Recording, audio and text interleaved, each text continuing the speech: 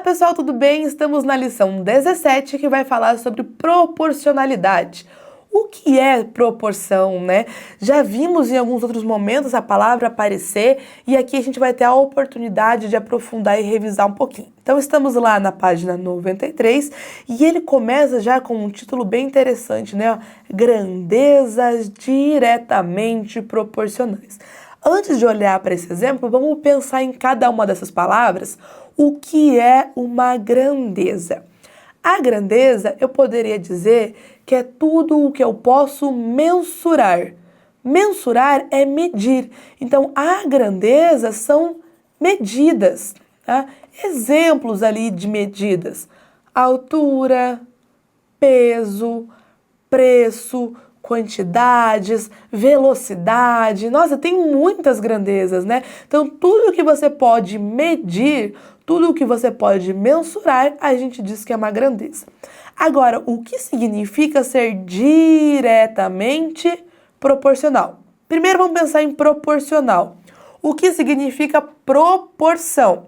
Significa que ele pode aumentar ou diminuir de acordo com uma razão. Quando eu falo que é diretamente, significa que se eu aumentar um, eu preciso aumentar o outro da mesma forma. Porque ele poderia ser inverso, eu poderia aumentar um e diminuir o outro, né? Numa mesma escala, numa mesma razão. Então, uma grandeza diretamente proporcional é algum tipo de medida que você vai aumentar de forma proporcional. Tem grandezas que não são proporcional quando você vai comparar, né? Por exemplo, será que a sua idade ela é proporcional à sua altura? Você até pode pensar que ao longo dos anos você cresce, mas vai chegar um momento que você vai parar de crescer, mas você vai continuar envelhecendo, vai continuar fazendo aniversário, né? Então não tem uma relação proporcional ali. Mas, por exemplo, aqui, ó, de novo, vamos falar do Pedro, que ele está preparando um bolo. Ele tem uma receita, ó, que serve 8 porções, mas ele vai receber 24 amigos. Então, essa receita, se ele seguir do jeito que está, vai faltar bolo. Então, ele precisa fazer mais receita. E uma receita, se você não seguir ela de forma proporcional, o bolo vai dar errado. Ou o bolo vai ficar ruim, ou o bolo não vai crescer, né? Então, se eu quero aumentar as porções, eu vou precisar aumentar na mesma proporção todos os ingredientes. Aqui rende 8 porções. Se eu quero para 24 amigos, eu quero o triplo. Então, cada um desses ingredientes eu vou ter que triplicar também. Isso que significa ser diretamente proporcional. Aumentei a quantidade de pessoas, estou aumentando a quantidade de porção, preciso aumentar a quantidade de ingredientes na mesma proporção. Tripliquei as porções, tenho que triplicar os ingredientes. É isso que quer dizer aquele título lá no início.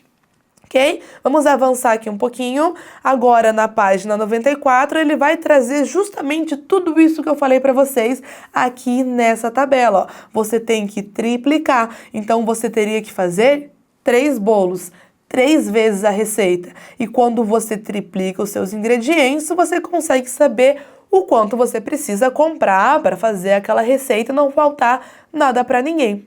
Pensando em receita, vamos aproveitar e fazer a questão 1, que está na página 95, que ele já traz ali uma receita, então a gente consegue trabalhar ali seguindo a mesma linha. Olha só, leia a receita a seguir. É uma receita de massa de pizza. Depois você pode até testar na sua casa essa receita, pede ajuda para algum adulto e faz essa receita para ver se vai dar certo, né? Ingredientes. Olha, vocês lembram disso daqui? O que representa isso? Esse é um número misto, né? Significa que eu tenho 2 inteiros mais meio. São 2 inteiros e 1 meio de xícara de farinha de trigo. Então, significa aqui 2 xícaras e meias, né? 1 colher de sopa de fermento para pão, 3/4 de xícara de leite morno, 1/4 de xícara de óleo ou azeite e 1 pitadinha de sal.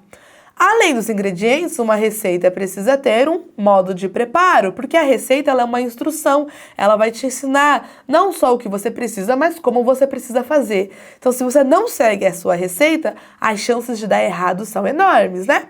Primeira coisa, dissolva o fermento no leite morno e acrescente aos poucos a farinha de trigo, o sal e o óleo. Abra a massa e deixe descansar até crescer. Asse por 15 minutos antes de colocar o molho de tomate e o recheio. Rendimento, 8 fatias. Vamos para a pergunta. Com relação à quantidade de leite e de óleo, podemos afirmar que a proporção de...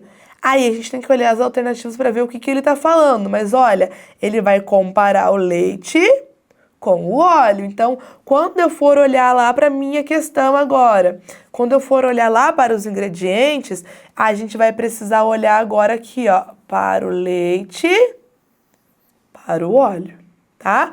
Na letra A, ele fala que o leite é o triplo da quantidade de óleo. O que a gente pode observar aqui? Eles estão dividindo a xícara, vamos ver se eu sei desenhar uma xícara aqui. Ficou mais ou menos bonito, né?